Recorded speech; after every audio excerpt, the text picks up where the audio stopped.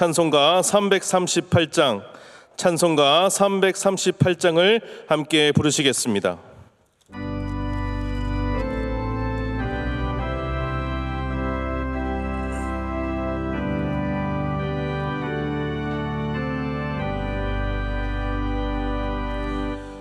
내 주를 가까이 하게 함은 십자가 짐 같은 고생이나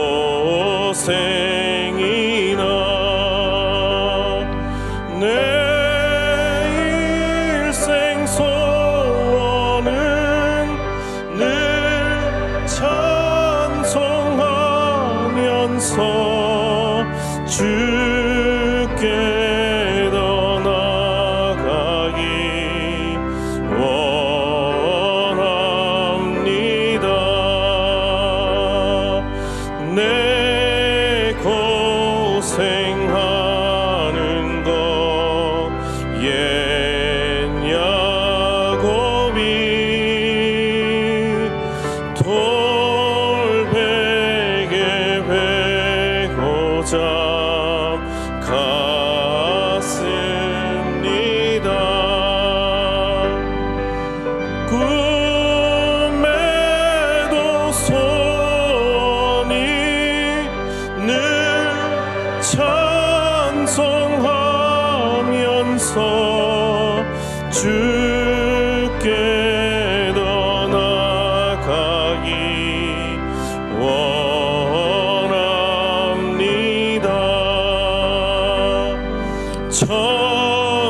천성에 가는 길 험하여도 생명길 된 하나님 은혜로다. 천사 날 부르니 늘 찬송하면서 주께 더 나아가기 원합니다. 야곱이 잠 깨어 일어난 후 돌단을 쌓은 것 본받아서 숨질 때 되도록 늘 찬송하면서 주께 더 나아가기 원합니다.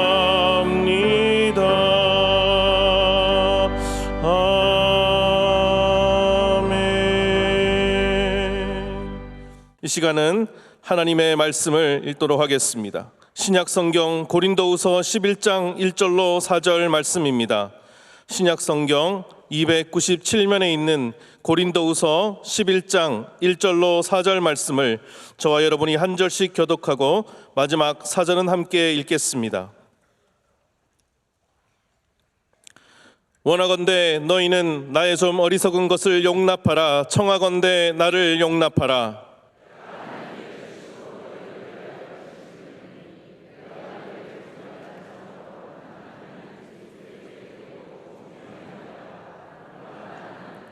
뱀이 그 관계로 하와를 미혹한 것 같이 너희 마음이 그리스도를 향하는 진실함과 깨끗함에서 떠나 부패할까 두려워하노라.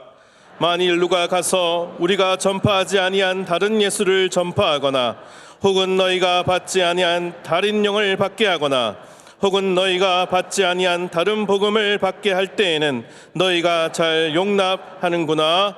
아멘.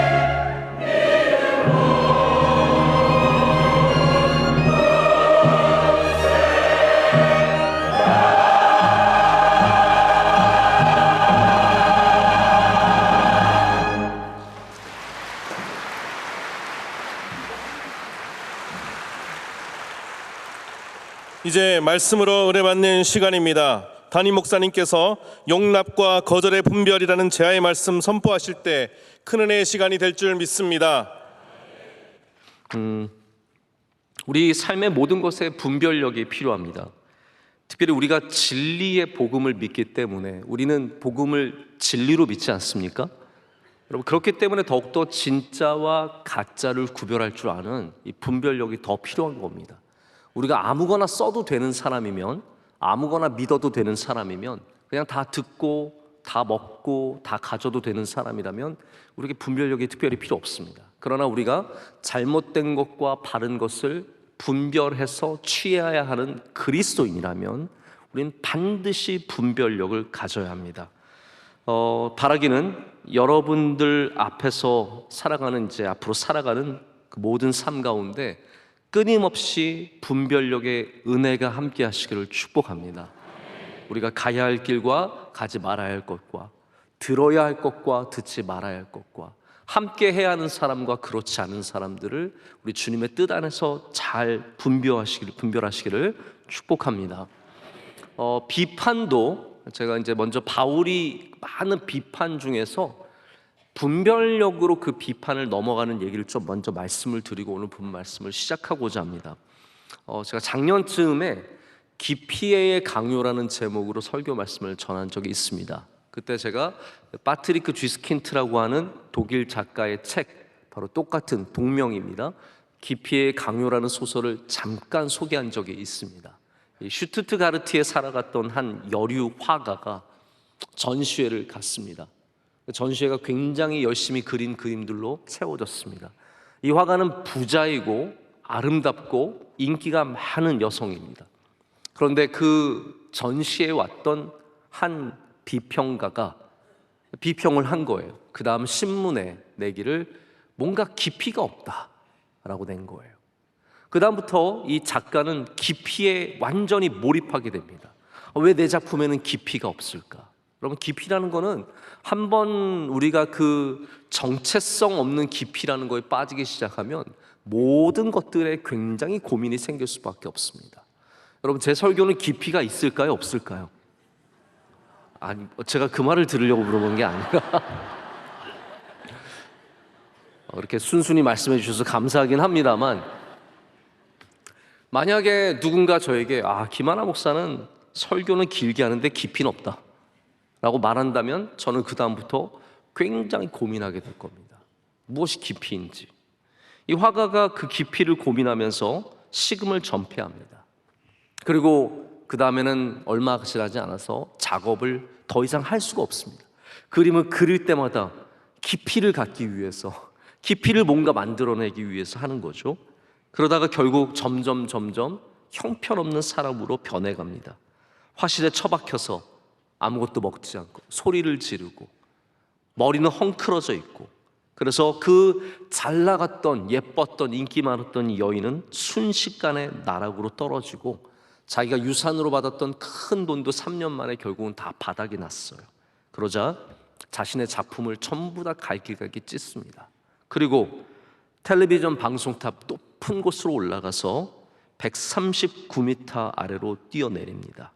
그래서 바람이 불었는데 전나무 숲 그 나무의 위로 떨어졌지만 그곳에서 바로 죽게 됩니다. 이 여류 화가의 스캔들을 보도하는 신문들은 난리가 났습니다. 이 자살 사건이 모든 사람들에게 흥미를 끕니다.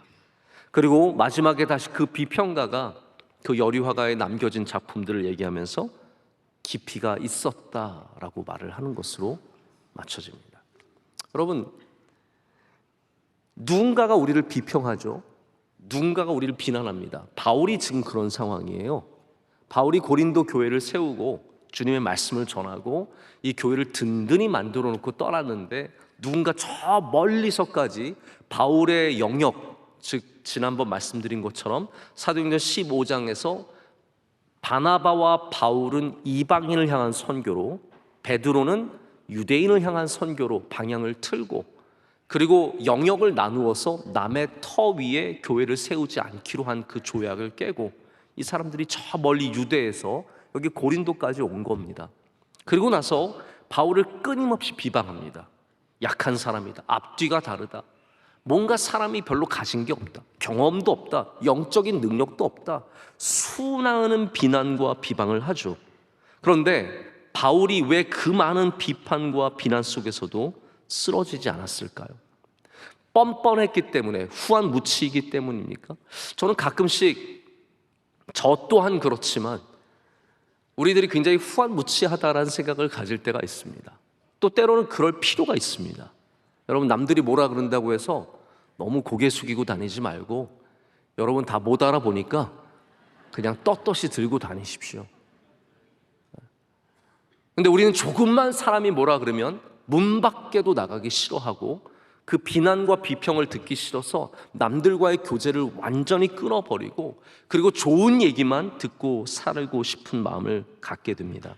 그런데 바울을 보면은 이 비난과 비편에 절대로 굴하지도 않을 뿐 아니라 오히려 더 담대하게 맞서고 그 가운데 하나님의 선하신 능력들을 증거하는 힘 있는 삶을 사는 것을 우리 고린도 후서에서 발견하게 됩니다. 마치 예수님이 비난과 비판을 얼마나 받으셨습니까? 바리새인들은 날마다 예수님에게 가서 예수님을 비난했습니다. 너 귀신이라는 거예요. 그 능력, 어떻게 그 능력이 올 수 있겠냐? 그거 비신에서밖에 나올 수 없는 능력이라고 말했고요. 예수님이 뭐 율법을 어긴다는 그런 이유로 끊임없이 예수님을 비난하고 비방했죠. 그러나 예수님은 절대로 그들의 비난의 칼날 앞에서 굴하지 않으셨습니다. 할렐루야. 그래서 바울도 자신을 비난하는 이 사람들 앞에서 오히려 자신이 바로 말씀의 사도임을, 그리고 복음을 전하는, 진리를 전하는 사도임을 강력하게 주장하고, 이 바울과 고린도 교회를 갈라치기 하고 있는 사람들의 의도가 그거예요. 이거 갈라놔야 되는 거예요. 사탄이 하는 것이 무엇입니까? 갈라놓는 거거든요. 예수님과 우리 사이를 갈라놓고 교회와 여러분의 사이를 멀게 하고 말씀과 우리 사이를 갈라놓는 것이 사탄이 하는 것처럼, 이들은 와서 교회와 바울 간의 이 거리를 계속해서 더 멀게 만들고 사이를 잘라내는 겁니다.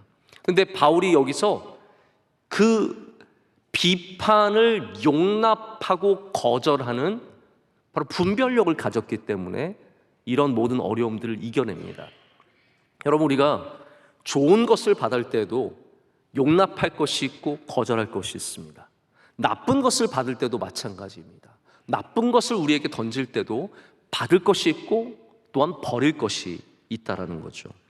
어떤 목사님이 그런 얘기를 하시더라고요. 제가 아주 오래전에 들은 얘기인데, 비판을 받아들일 때는 보거요리처럼 먹어야 된다는 거예요. 보거요리 여러분 아시죠? 보거를 뭐 우리 요즘에는 대중적으로 많이 먹지만, 보거가 사실은 독이 많은 물고기잖아요. 원래는 먹으면 안 되는 물고기인데 사람들이 참 이게 묘한 겁니다.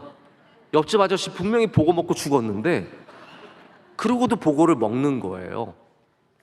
그래서 이 보거 요리를 먹을 때 당연한 거죠. 독은 먹습니까? 버립니까? 버려야죠. 비판도 마찬가지라는 거예요. 비판이 우리에게 던져질 때 독은 버리라는 거예요. 독이 되는 것, 나를 죽게 하는 것, 그런 것들은 버려야 하고, 복 맛있잖아요. 또 그 고기가 쫄깃쫄깃하고 맛있거든요. 여자분들한테는 껍데기가 좋아요. 뭐 젤라틴 같은 게 막 있어가지고 그거 먹으면 피부가, 제가 보기만 해도 이거 먹으면 왠지 피부가 좋아질 것 같은 그런 느낌이 들잖아요. 보고는 그래서 나쁜 것은 버리고 좋은 것은 먹는 겁니다. 비판도 마찬가지입니다. 우리가 용납할 것이 있고 거절할 것이 있습니다. 거기서 무엇을 용납하고 무엇을 거절할 것인가가 분별력이라는 거예요. 그래야 여러분의 생명이 건강하다라는 겁니다. 우리의 건강이 분별력에 달려 있습니다. 닥치는 대로 먹는 것에 건강이 달려 있지 않습니다. 아무거나 다 잘 먹는다고 되는 게 아니라는 거예요. 원로 목사님이 사실은 정말 아무거나 잘 드시거든요. 요즘 배가 좀 나오셨어요. 비판도 칭찬도 우리가 거를 것은 거르고 취할 것은 취할 줄 아는 자세가 필요합니다. 미국의 가장 훌륭한 설교자로 알려진 찰스 스윈들이라고 하는 목사님이 있습니다. 굉장히 뛰어난 목사님이신데 그분이 이렇게 말해요. 우리가 극진한 칭찬도 또 지나치게 신랄한 비판도 걸러내야 된다고 말합니다. 왜냐하면 진리는 항상 그 중간쯤에 있다라는 거예요. 진실은 그 중간쯤에 있지, 막 누가 너무 칭찬해 준다? 그거 진실이 아닐 가능성이 굉장히 큽니다. 누가 남자친구 너 진짜 예쁘다고 하잖아요. 그 진실이 아닐 가능성이 굉장히 큰 거예요. 그러니까 너무 지나친 칭찬도 진실이 아니고, 너무 신랄한 비판, 저런 완전 죽일 놈, 이런 것도 사실은 다 맞지 않다라는 거죠. 그래서 여러분이 혹시 이건 좀 지나친 비판이다라고 할 때는 잘 토스를 해야 됩니다. 잘 넘겨줘야 합니다. 또 이분이 말하기는 익명으로 하는 비판은 읽지 않는 것이 좋다고 말합니다. 전 거기 전적으로 동의합니다. 익명으로 하는 비판은 읽지 않는 것이 좋다고 합니다. 자기 이름을 대지 않고 말하는 사람들은 당신을 정말로 걱정해 주는 사람이 아니다 라고 얘기합니다. 여러분 어떻게 생각하세요? 저는 정말로 거기에 굉장히 동의합니다. 제가 그래서 익명으로 보낸 편지들을 읽기는 읽지만 제가 그것을 크게 개념치 않는 이유는 이름이 없는 편지들은 진실로 쓴 편지가 아닐 가능성이 크기 때문이에요. 물론 여러 가지 이유가 있겠지만 제가 심지어는 담임 목사가 아닐 때도 저는 투서를 많이 읽어봤습니다. 그때 왜 우리 교회 이렇게 투서가 난무했는지 모르겠어요. 요즘엔 별로 없어요. 요즘엔 저한테 보내시는, 제가 자꾸 이런 말을 하니까 보내봤자 안 읽겠구만 이래서 안 보내시는지 모르겠는데, 아무 소용이 없겠구만 그렇게 생각하실지 모르겠는데, 그 당시에는 정말 저희 행정실로 별의별 투서가 다 왔어요. 지금 보면, 그때도 저는 보고 다 그냥 넘겼는데 지금 생각해 보면 정말 거짓말이 많았습니다. 나중에 밝혀진 일들도 많이 있었고, 익명으로 비판하는 것은 진실되지 않다라는 거예요. 그래서 저는 참 안타까워요. 연예인들이 댓글이나 스포츠 선수들이 댓글에 상처받고 스스로 목숨을 끊고 이런 일들 보면 너무 마음이 아픈 것이, 그거를 거절할 줄 몰라요. 얘기를 다 듣는 거예요. 한마디로 말하자면 남들이 와서 내 앞에 와서 욕을 다 하는 것을 귀를 막지 않고 다 듣는 거예요. 여러분 다 들으면은 굉장히 성자 같고 굉장히 훌륭한 것 같지만 성경은 그렇게 얘기하지 않는 거예요. 성경은 분별하라는 거예요. 우리가 들어야 하는 것은 마땅히 들어야 하지만 듣지 않는, 나한테 독을 주사를 하는데 왜 그 주사를 맞고 있습니까? 빨리 도망쳐야죠. 빨리 그 자리를 피해야죠. 그 말은 듣지 말아야죠. 귀를 막아야죠. 할렐루야. 이렇게 우리는 좀 지혜를 가질 거예요. 그것이 영적인 자세라는 거예요. 그러나 누군가가 또 이분이 말하기를 대가를 바라지 않는 격려와 칭찬은 감사함으로 받으라라고 말합니다. 이해가 되시죠? 뭔가 바라는 게 있어서 와서 하는 거랑 바라는 게 없지만 하는 게 있습니다. 바라는 게 없이 칭찬하고 격려하는 것은 감사함으로 받아들이라는 거죠. 그리고 저는 이거 참 마지막 이야기하는 굉장히 중요하게 생각을 하는데요, 가족과 친구들을 가까이 두고 비판과 칭찬에 대해 함께 귀 기울여 들으라라고 말합니다. 우리 진실되게 칭찬할 수 있고 진실되게 가르칠 수 있는 곳이 진짜 가정 아니겠습니까? 가정이고 또한 진실된 친구들이거든요. 여러분 그런 분들에게는 귀를 열고 그분들에게 주시는 칭찬과 격려, 그리고 또 때로는 비판을 잘 들어볼 필요가 있습니다. 이 바울이 이 분별력을 갖고 있었던 사람이고, 그 분별력은 바로 바울이 예수 그리스도에게서 배운, 그리고 예수 그리스도 영으로 갖게 된 영적인 능력입니다. 여러분에게 용납과 거절의 분별력이 있으시기를 다시 한번 축복합니다. 이것은 지혜가 아니라 하나님이 주시는 영적인 능력입니다. 내가 분별력을 가져야지 한다고 생기는 것이 아니라, 여러분이 주님 안에 거하실 때, 주님의 영과 교제하실 때, 기도로 내가 쌓여 있을 때, 말씀이 내 안에 가득할 때 우리는 이런 분별력을 갖게 되는 거예요. 그래서 무엇인가 위해서 여러분 기도하실 때 답을 위해서 기도하시는 것도 좋은데 그냥 기도를 위한 기도를 하셔도 좋습니다. 기도를 위한 기도와 그 문제를 해결하기 위해 말씀 안으로 들어갈 때 시간이 지날수록 하나님께서 가르쳐 주시고 알려주시고 분별하게 하실 줄로 믿습니다. 지금 바울이 오늘 말씀에 그 용납이라는 단어를 사용하면서 바로 바울을 용납할 것을, 그리고 그들에게 거짓 복음으로, 거짓 영으로, 거짓 예수로 다가오는 자들을 용납하지 말 것을 아주 반어법적으로 오늘 쓰고 있습니다. 근데 여기 비유가 하나 나오죠. 오늘 비유는 바로 성경에서 우리가 아주 자주 접하는 교회의 신부됨, 할렐루야, 교회의 신부됨과 예수 그리스도의 신랑됨에 대한 비유가 나옵니다. 우리는 그리스도의 신부입니다. 할렐루야. 우린 그리스도의 신부입니다. 여러분, 이게 무슨 말일까요?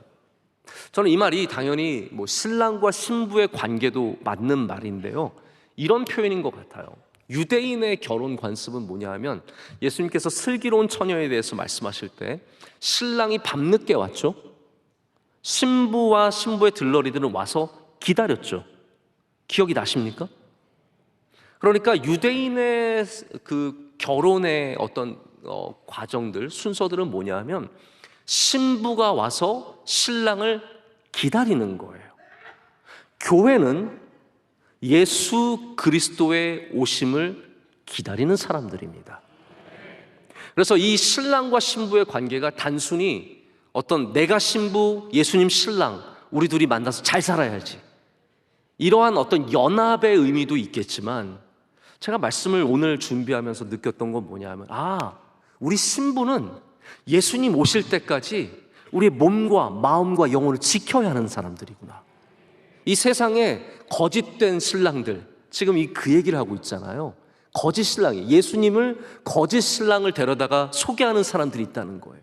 거짓 복음을 갖고 거짓 영을 갖고 와서 너 이 사람 만나봐라, 여기가 너의 신랑이야, 신랑 왔네, 이런 사람들로부터 지키고 보존하고 신랑이 오실 때까지 그 믿음을 지키는 것, 이게 바로 우리 신부, 이 시대를 살아가는 교회의 교회됨의 모습이라는 겁니다. 여러분에게 그리스도의 신부의 은혜가 있으시길 축복합니다. 근데 여러분, 신부는 처신을 잘해야 되지 않을까요? 우리 신부는 처신을 잘해야 합니다. 아무 남자나 막 만나면 안 됩니다. 결혼하기로, 다음 달 결혼하기로 되어 있는데 막 남자친구들이랑 사친이라 그러죠. 사남친? 남사친? 네, 그럴 수 있잖아요. 제가 그걸 단어를 연구하는 것도, 남사친, 남자 사회 친구, 네? 사남친? 남자 사람 친구예요? 남자 사회 친구가 아니었어요? 진짜 곤란하네, 참. 네. 그러니까 그냥 친구라는 거, 우리 친구니까 놀러 가는 게 어때서? 왜 그래? 나 당신 사랑해, 당신만 사랑해. 근데 난 남자친구들이랑 놀러 갈 거야. 여러분, 이걸 어떻게 받아들이시겠어요? 헤어지세요.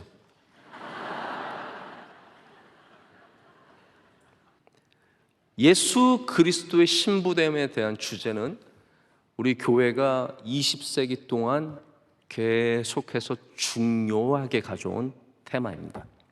근데 이 신부의 문제는 단순히 우리가 예수님 신랑, 나 신부의 문제만이 아니라 분별력에 있습니다.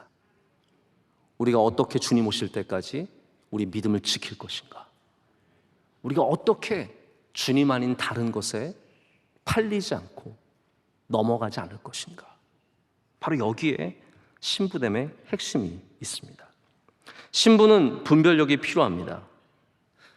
고린도 교회도 분별력이 필요합니다. 왜냐하면 그리스도의 신부이기 때문입니다. 그러면서 바울이 제시하는 것이 바로 용납함이라고 하는 단어입니다. 용납하라. 용납하라의 반대말은 거절하라이죠. 그렇기 때문에 용납하라는 말 속에 거절이라고 하는 중요한 의미가 함께 담겨져 있습니다. 무엇을 용납하고 무엇을 거절할 것인가.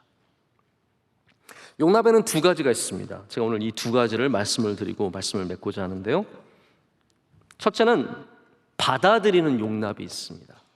바울이 자신을 용납하라고 하죠. 사실 바울을 공격했던 이 거짓 선지자들, 저 멀리서 온 사람들이 바울을 굉장히 여러모로 공격을 했습니다. 그 중에 하나가 바울이 어리석다라는 거예요. 바울은 굉장히 어리석은 사람이다. 그랬더니 바울이 뭐라고 얘기합니까? 오늘 여기서 나의 어리석음을 용납하라라고 말합니다. 바울이 얼마나 지혜로운 사람입니까? 나 똑똑한 사람이야. 왜 이래? 내가 뭐 증명서 까볼까? 내가 못 배운 게 뭐고 내가 모르는 게 뭔데 자신의 똑똑함을 내세우지 않고 그냥 용납해 달라고 합니다. 나의 어리석음을, 나의 부족함을 용납하라고 얘기합니다. 그 대신에 바울은 여기서 자신이 어떠한 사람인지를 제시하고 있습니다. 여러분, 뭐 제가 전에도 한번 그런 얘기 드린 적이 있는 것 같은데, 누군가가 질문을 하면 너무 꼭 질문에 답할 필요는 없습니다. 꼭 그 질문이 아니라 사실 내가 하고 싶은 얘기를 해도 되는 거죠. 우리는 꼭 그 질문에만 답해야 되는 줄 아는데 그렇지 않다라는 거예요. 바울이 자신의 어리석음을 공격하지만 바울은 그 대신에 다른 것을 제시합니다. 나는 어리석지만 용납해라. 하지만 내가 하는 것은 진리이신 예수 그리스도를 너의 신랑으로 너와 중매시키는 일이다. 내가 하는 일은 다른 일이 아니라 예수님과 너희가 하나 되게 하는 것, 너희가 정말 예수님을 진실되게 기다리게 하는 것, 그것이 내가 하는 일이라고 전혀 다른 이야기로 넘어가게 되죠. 근데 고린도 교회가 이 진리이신 신랑 예수 그리스도를 거절하고 있는 상태예요. 왜냐하면 뱀이 마치 여자를 간교하게 미혹한 것 같이 그리스도의 정결한 신부를 유혹해서 우리 교회가 진리를 거부하고 4절에 말하듯이 다른 예수, 다른 영, 다른 복음을, 이 같은 거죠. 다 똑같은 거예요. 예수, 복음, 영 다 똑같은 겁니다. 이것을 받아들이려고 하고 있기 때문입니다. 여러분, 우리는 이러한 것들은 정말 절대적으로 거부할 수 있는 능력을 가져야 합니다. 저는 오늘 여러분에게 용납의 말씀을 드리지만 그렇기 때문에 동시에 거절의 능력이 있으시기를 비는 겁니다. 거절할 줄 알아야 용납도 할 수 있는 것입니다. 다 받아들이는 것은 용납이 아니에요. 그건 그냥 쓰레기통이에요. 우리는 다 받아들이지 않습니다. 절대로 아닌 것은 아닌 것이죠. 복음이 아닌 것은 아닌 것입니다. 예수 그리스도가 아닌 것은 아닌 것입니다. 비슷해도 아닌 거예요. 예배를 드려도 자기가 예수 그리스도가 되면 그건 예배가 아닌 겁니다. 교회처럼 생겨도 하나님을 섬기지 않으면 그건 교회가 아닌 것이죠. 거절할 것은 거절할 줄 알아야 합니다. 한때 미국에서 어떤 캠페인이 있었냐면 Say No to Drugs라는 캠페인이 있었어요. 우리 아이들이 하도 학교에서 마약이나 이런 걸 쉽게 구하다 보니까 Say No, 그거는 no라고 말해라. 아닌 건 아니라고 말해라. 형이 와가지고 야 바깥에 나가서 우리 빨면 되게 좋아. 나가서 하자 한번. No! 그거 하라는 거예요. 여러분, 노를 할 줄 몰라서 끌려가는 사람들이 얼마나 많은지 모릅니다. 여러분, 노 할 줄 아시길 축복합니다.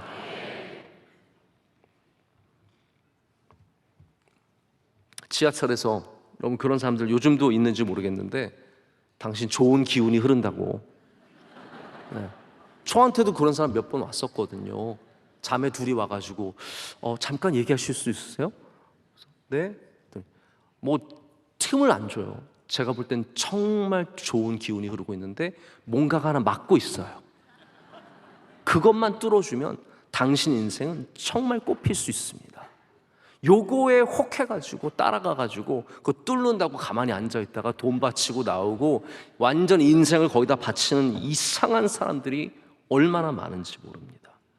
누가 와서 야 좋은 성경 공부 있다 그러면 그냥 따라가는 사람들이 얼마나 많은지 모릅니다. 여러분, 교회에서 왜 개인적인 성경 공부를 따라가십니까? 여러분, 요즘에 우리 고린도후서 하고 있잖아요. 사사기 하고 있잖아요. 사무엘상하 하고 있잖아요. 새벽 예배, 저녁 예배 나오시면 성경 공부합니다. 근데 뭐 또 성경 공부를 얼마나 잘하시겠다고. 아니 진짜 그렇게 하고 싶으면 교회에서 성경 공부 할게요. 제가 안 하고 누구 시켜가지고 할게요. 왜 개인적으로 뭐 성경 공부 뛰어난 사람이 있다고 그런 거 따라가서 신천지 따라가가지고 14만 4천 명이 나 14만 4천 명이 들었어. 여러분, 돈으로 우리를 유혹하는 사람도 얼마나 많습니까? 돈 100만 원 내면 상품권 120만 원 준다. 30만 원 매일 되면은 뭐 준다. 1,000만 원만 여기 투자하면 매달 30만 원 준다. 여러분 거기 진짜 되면 저 좀 알려주세요. 네? 1,000만 원을 내 가지고 매달 30만 원 꼬박꼬박 통장으로 넣어준다는 데 있으면 제발 다 같이 합시다 좀. 네? 그걸 왜 여러분만 하시려고 그러세요? 이런 일들에 제가 보면은 나쁜 사람, 멍청한 사람이 따라가는 게 아닙니다. 여러분 그걸 꼭 아셨으면 좋겠어요. 나쁜 사람들과 멍청한 사람들이 따라가는 게 아니라 이런 거에 다 대부분 착한 사람들이 따라가요. 예수님 잘 믿는 사람들이 따라가요. 누가 퇴직금을 홀라당 날립니까? 못된 사람들은요 기가 막히게 다 살아갑니다. 못된 사람들은 별로 속지도 않아요. 더 속상해요. 못된 사람들은 돈 별로 잃지도 않아요. 착한 사람들이 손해를 참 많이 봅니다. 어려운 일들을 많이 당합니다. 우리나라가 체면 문화이다 보니까 거절하기가 어렵죠. 저도 그렇습니다. 어르신들이 와서 뭐 말씀하시면 거절하기가 참 어렵습니다. 여기 뭐 해달라 저기 해달라 그러면 노라고 말할 수가 없어요. 여기 와라 저기 가라 노라고 말할 수가 없어요.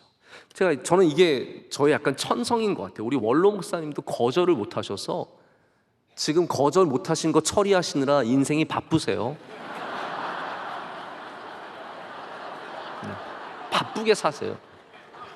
제가 신대원 다닐 때 아직도 기억나는 일이 있어요. 신대원 다닐 때 뉴스위크를 구독하라는 전화를 받았어요.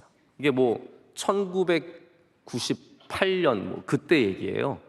진짜 옛날 얘기인데 뉴스위크를 구독하라는 거예요. 그래서 제가 전화를 받고 저는 뭐 뉴스위크가 필요 없는데요. 그랬더니 제가 발음을 들어보니까 어디 해외에서 사시다 오신 것 같은데 말도 안 되는 소리를 하는 거죠. 제가 한국 발음 얼마나 잘하는데요. 그래가지고 말도 안 되는 소리를 그 사람이 하길래 아닌데요. 저 영어 잘 모르는데요. 막 그랬어요. 그런데 이분이 막 얘기를 얼마나 잘하는지 제가 홀라당 빠져서 듣고 있는 거예요. 그러다가 갑자기 뭐라 그러냐면 손님, 고객님 오늘 사실 제가 첫날인데요. 첫날 고객님이 해주시면 저는 정말 여기서 잘할 수 있어요. 그런데 옆에서 막 환호성이 들려요. 와, 첫 손님이요, 첫 손님. 와, 박수, 박수, 막 와, 박수 치고 그러니까 제가 그러세요? 해야죠. 그러면 제가 그래서 구독을 2년을 했어요. 제가 지금 생각해보면 새빨간 거짓말이에요. 말도 안 되는 거예요. 그런 거에 당하는 남자들이 착한 남자들이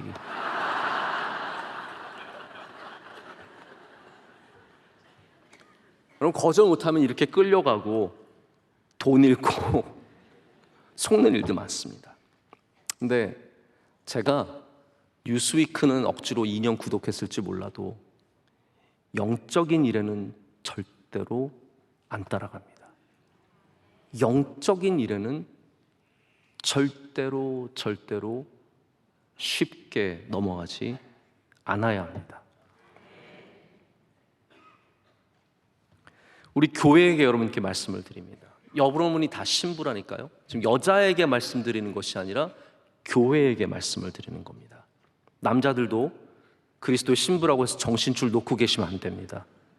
여러분들도 다 신부고 우리 모두가 신부인데 우리는 용납과 거절의 분별력을 반드시 가져야 합니다. 두 번째 또 다른 용납은 견디는 일입니다. 제가 오늘 아침에 여의도에 있는 월드비전이라고 하는 NGO에 가서 전국 전 직원 경고원회를 가졌어요. 전국의 직원이 700명이래요. 그러니까 NGO 정말 큰 NGO죠. 근데 오늘 제가 그분들에게 드린 말씀 가운데 우리 함께 일하는 사람들을 용납해야 한다라는 좀 얘기를 했어요. 왜냐하면 같이 일하는 이런 회사 같은 데 가서 설교할 때는 좀 그런 얘기를 할 수밖에 없는데요. 함께 일하는 사람들을 용납하는 것이 중요하다. 근데 그 용납이라는 것이 받아들인다라는 의미보다 견뎌낸다라는 의미를 갖고 있다라고 말씀을 드렸어요. 용납이라는 단어 제가 전에도 한번 설명을 드린 것 같습니다. 이게 accept의 의미보다 bear, 참아내고 견뎌내는 것을 그런 의미를 갖고 있습니다. 근데 지금 고린도 교회가 어떠한 바울의 점을 용납해야 할까요? 우리는 뭐 바울의 약함을 용납할 것 같지만 오히려 역설적으로 바울의 열심을 용납해야 됩니다. 그 말씀이 어디 나와 있냐면 오늘 2절 말씀에 나와 있습니다. 우리 고린도서 11장 2절 말씀 다시 한번 좀 보겠습니다. 우리 2절 말씀 다 함께 읽겠습니다. 내가 하나님의 열심으로 너희를 위하여 열심을 내노니 내가 너희를 정결한 처녀로 한 남편인 그리스도께 드리려고 중매함이로다. 네. 여기 바울이 얘기하는 것은 바울의 열심은 개인적인 열심이 아닙니다. 바울이 단순히 부지런한 사람이라서 혹은 그냥 열심히 있는 사람이라서가 아니라 그 안에 있는 열심은 하나님의 열심이다 라고 말하고 있고, 바울이 바라는 것은 그 바울이 갖고 있는 그 하나님의 열심을 참아내고 받아들이라는 거예요. 왜 그러면 이것을 받아들일 필요가 있겠습니까? 참아낼 필요가 있겠습니까? 먼저 하나님의 열심을 좀 생각해 보십시오. 하나님에게 열심과 비열심이 있을 수 있을까요? 자, 하나님을 생각해 보세요. 하나님이 열심히 하면 더 잘하시고 열심히 안 하시면 더 못하실까요? 오늘 특순해 주신 조 집사님, 오늘 열심히 하셨어요? 대충 하셨어요? 네, 열심히 하셨을 거예요. 대충 하면 음악이 다를 겁니다. 자, 하나님께서는 열심히 하시면 더 뛰어나고 열심히 하지 않으시면 더 못하실까요? 별로 궁금하지도 않으시죠? 하나님에게는 열심을 내는 일과 내지 않는 일의 차이가 없습니다. 하나님은 열심 없이도 모든 일을 이루실 수 있는 천지전능하신 분이세요. 그래서 하나님의 열심이라는 것은 굉장히 모순된 언어입니다. 억시모란한 언어예요. 최소한 제가 생각하기엔 그렇습니다. 그럼 바울이 여기에 말하는 하나님의 열심이라는 것은 어떤 의미일까요? 하나님의 열심은 이것을 말합니다.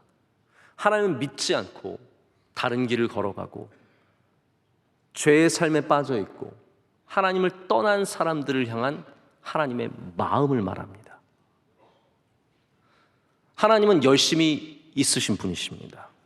왜냐하면 열심이 없는 적이 있기 때문에 열심이 있으신 것이 아니라 하나님께서 구원받지 못한 자들과 구원받았지만 죄의 길 혹은 비복음의 길을 걸어가는 사람들을 향해서 끓는 뜨거운 마음을 갖고 계시기 때문에 하나님에게 열심이 있다라는 거예요.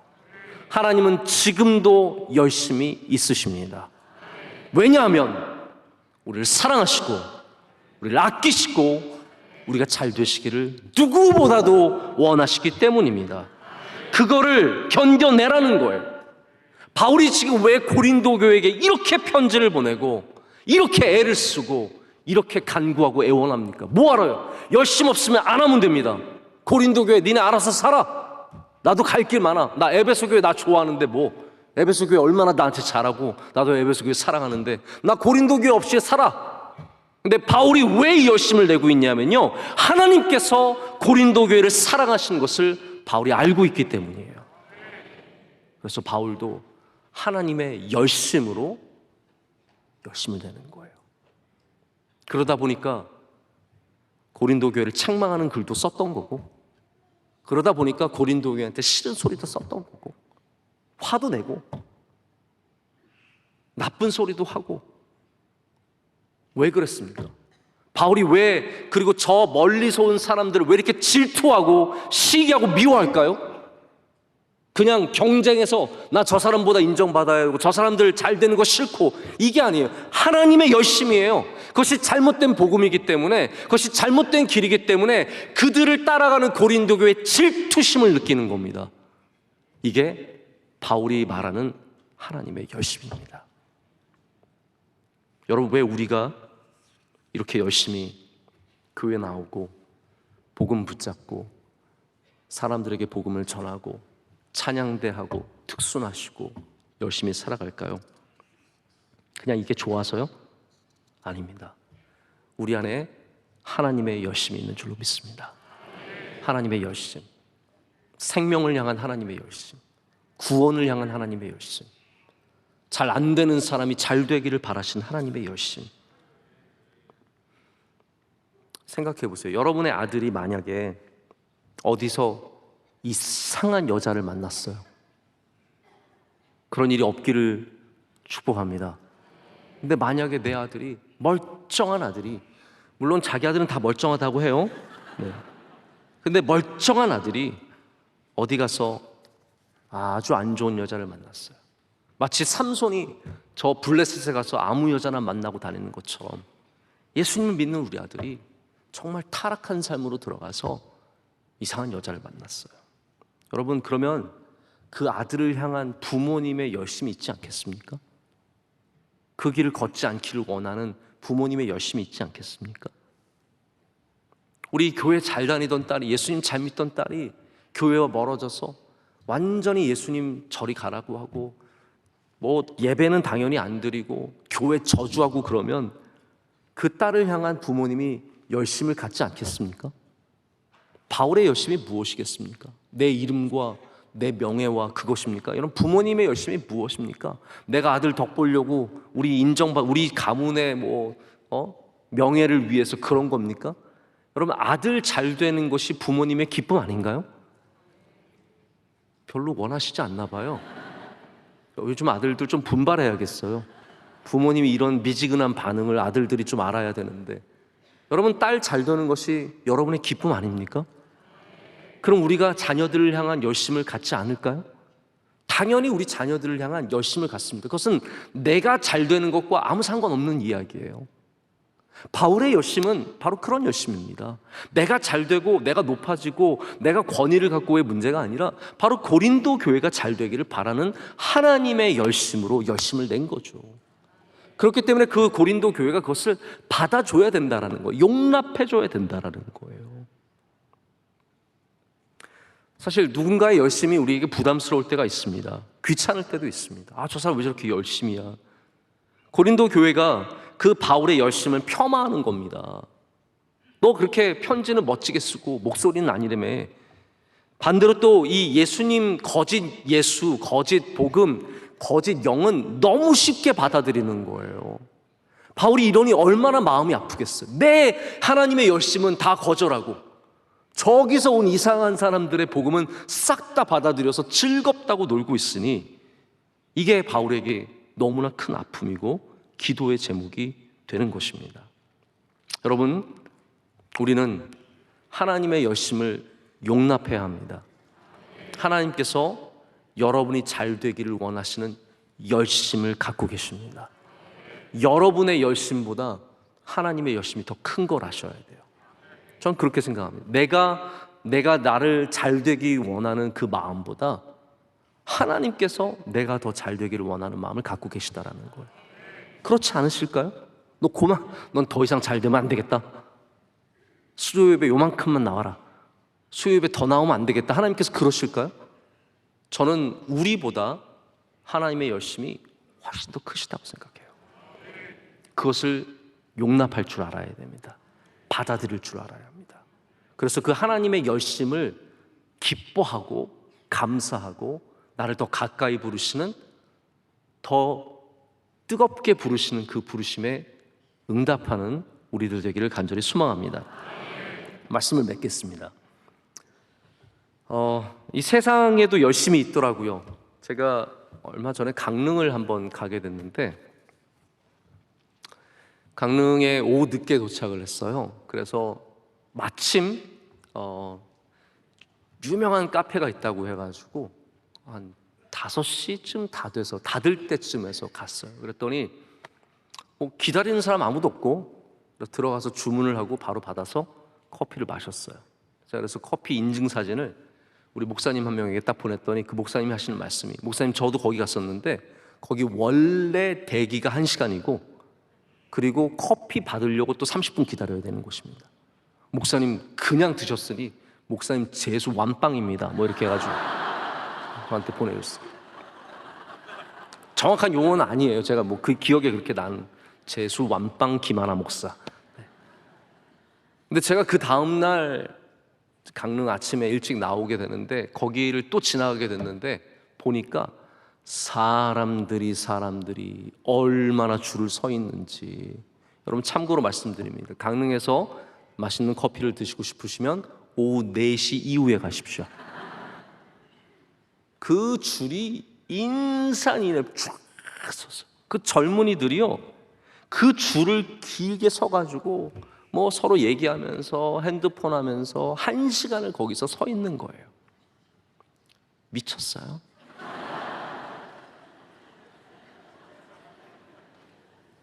왜 그럴까요? 여러분, 이 세상은 그런 열심을 용납하는 세상입니다. 그런 열심은 멋져 보여요. 야, 1시간 걸려서 커피 마셨다고? 이야, 대단하다. 저는 미쳤다고 하지만 누군가는 와, 멋지다. 거기서 커피 마셨어? 그 유명한 데 가서 줄 서서 기다렸어? 와, 삼겹살집 어느 유명한 1시간, 2시간 기다려.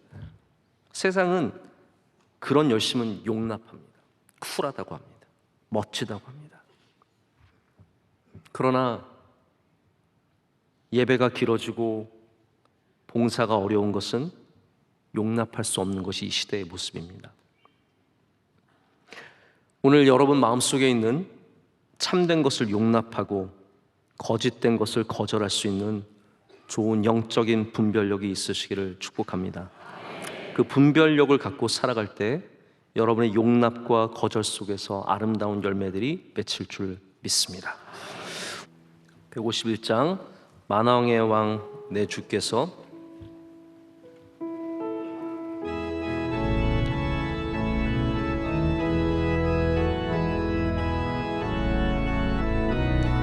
만왕의 왕 내 주께서 왜 고초당했나 이 벌레 같은 날 위해 그 보혈을 흘렸네.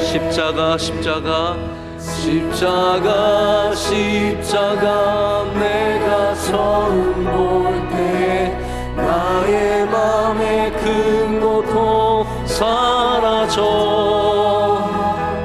오늘 믿고서 내 눈 밝았네 참 내 기쁨 영원하도다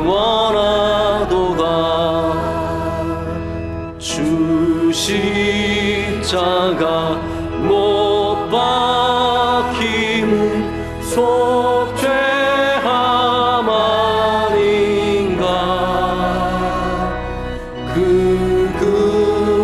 긍휼함과 그 은혜 말할 수 없던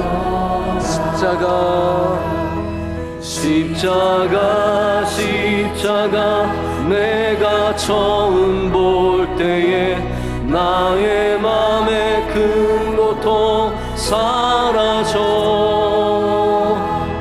오늘 믿고서 내 눈 밝았네 참 내 기쁨 영원하도다 늘 울어도 그 큰 은혜 다 갚을 수 없네 나 주님께 몸 바쳐서 주의 일 있으니 십자가 내가 처음 볼 때에 나의 맘에 큰 고통 사라져 오늘 믿고서 내 눈 밝았네 참 내 기쁨 영원하도다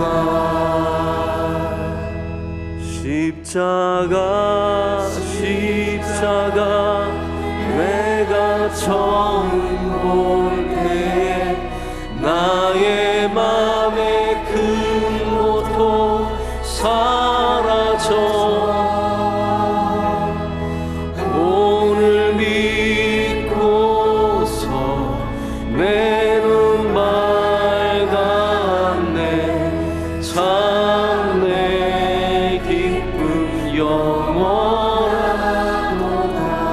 목소리로만 합니다. 십자가, 십자가, 십자가.